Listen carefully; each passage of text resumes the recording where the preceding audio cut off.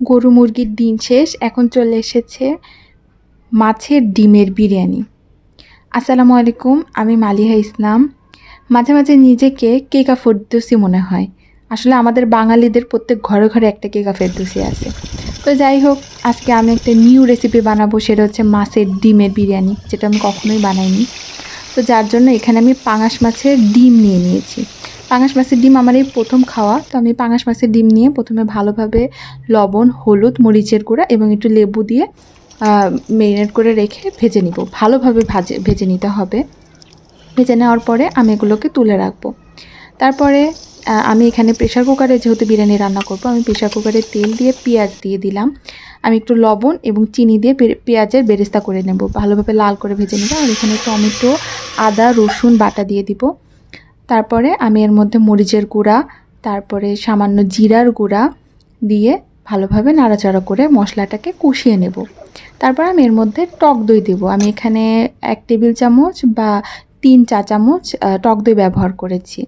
তারপরে ভালোভাবে মশলা কষিয়ে যখন তেল উঠে আসবে, তখন আমি ভাজা ডিম এবং আলু দিয়ে দেব।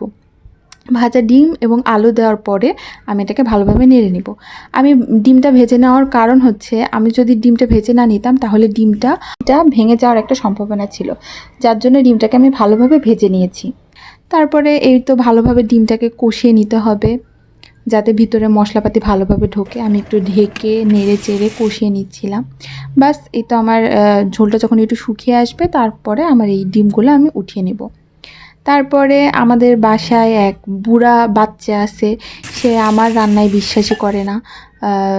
তো ভাবতেছে যে যদি আবার রান্না ভালো না হয়, তো বলতেছে যে মাছও দাও একটা। তো আমি তার জন্য আবার পাঙাশ মাছ দিয়ে দিলাম। তো আমি মাছটাও এখানে ভালোভাবে পরে কষিয়ে নিয়েছি, সিদ্ধ করে কষিয়ে নিয়েছি। তারপরে আমি এখানে যে মশলা লাগে, দারচিনি, এলাচ, আমি একটু থেতো করে এলাচ দিয়ে দিচ্ছিলাম, লবঙ্গ এবং গোলমরিচ দিয়ে আমি তেজপাতা দিয়ে একটু ভালোভাবে মশলা দিয়ে নাড়ছিলাম। তারপর 1 চিমটি জিরা দিয়ে দিলাম।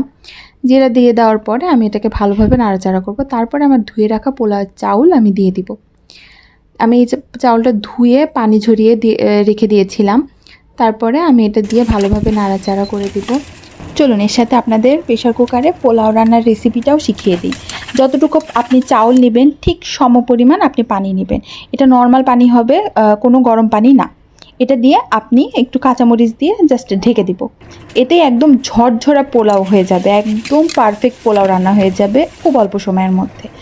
বাস, আমি হচ্ছে একদম মিডিয়াম হিটে 1 শিশ উঠলেই আপনার পোলাও রেডি। এই তো আমার রেডি হয়ে গেল পোলাও। যাই হোক, যেটাই ভেবেছিলাম যে একদম